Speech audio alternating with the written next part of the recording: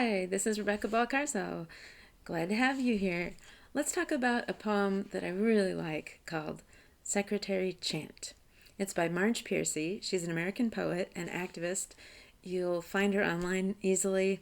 Check out her novels, more poems, if you like this poem by Marge Piercy. So Secretary Chant is in the voice of a woman who's working as a secretary. Let's just dive in and hear what she has to say. The Secretary Chant. My hips are a desk. From my ears hang chains of paper clips. Rubber bands form my hair. My breasts are wells of mimeograph ink. My feet bear casters. Buzz. Click. My head is a badly organized file. My head is a switchboard where crossed lines crackle. Press my fingers, and in my eyes appear credit and debit. Zing, tinkle, my navel is a reject button. From my mouth issue canceled reams, swollen, heavy, rectangular. I am about to be delivered of a baby Xerox machine. File me under W, because I once was a woman. Okay, so this is a poem full of metaphors. The entire thing is full of office supplies and how the woman is becoming all the office supplies. So my hips are a desk, from my ears hang chains of paper clips. Every aspect of her is converting into office supplies. Now, this poem is old enough that there are probably some words you don't understand. Mimeograph is one. Well, instead of using toner and stuff, back in about the 70s, even into the 80s a little bit, we had this purple ink stuff where you could make copies of a document by mimeographing it. And it was a way to make copies, but it was messier and they came out purple. So mimeograph ink is something that she says is in her breast. Like she's got, instead of milk, she would have wells of ink. So she's becoming her job. And this poem speaks to how this can happen to us, the dangers of becoming your job, working so hard that your life is nothing but the job. Your brain is colonized with the job. And it also speaks to how women, especially in this time period when there weren't a lot of choices for jobs for women, just secretary, nurse, and teacher, to be a secretary and to be a woman in the workplace was to be considered only as valuable as your job. So the workplace was not a place where you would likely advance or be given greater and greater responsibilities. It was a place where you would be taken for granted.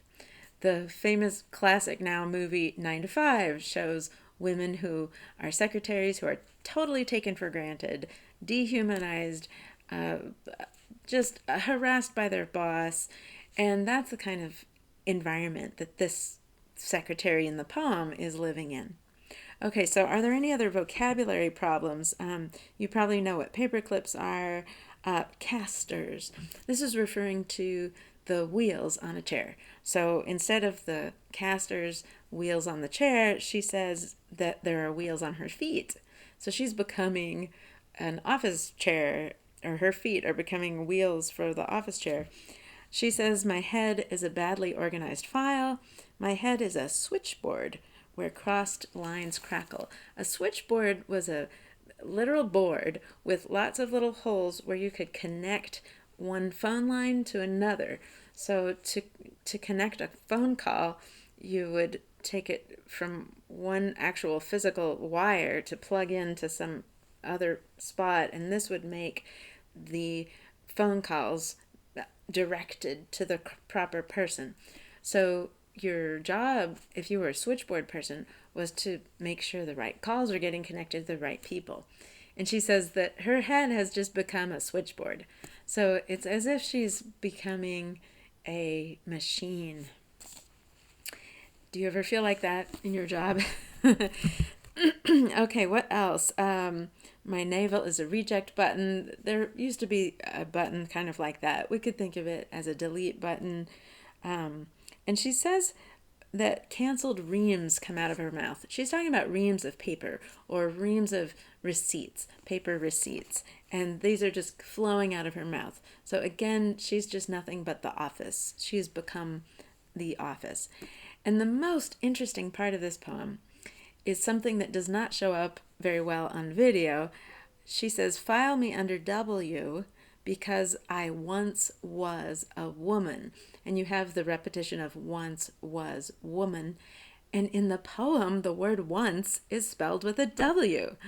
So we all know that we pronounce that word once, but it's spelled with O-N-C-E. It starts with O, and we just memorize that we pronounce it once. But in the poem, she's actually put a W, W-O-N-C-E. So what does this mean? Why is she doing that? It's not misspelled by accident. She misspells it on purpose.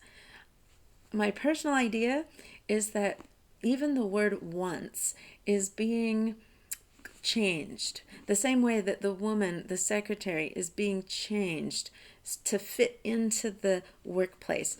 The word once is being altered from its real state to file under W because it seems to start with wa, and so we're just going to make it fit. We're going to pretend it starts with W. We're going to fit it into the proper file, and it will be changed to fit the system. And of course, the secretary woman is being changed to fit the system. And that is probably the main theme of the poem, the message of the poem, the insight she has into life is that jobs can overtake us. We can become the job. We can be dehumanized by the job. We become machines, and we fit ourselves into the system rather than the system embracing us for our individuality and our talents and what we can offer. So this is a great poem to talk about the modern difficulties of being a worker, not just women, but men too. And I hope you enjoyed it. You could take a look at other Marge Piercy poems. I definitely recommend it. Thanks for joining me.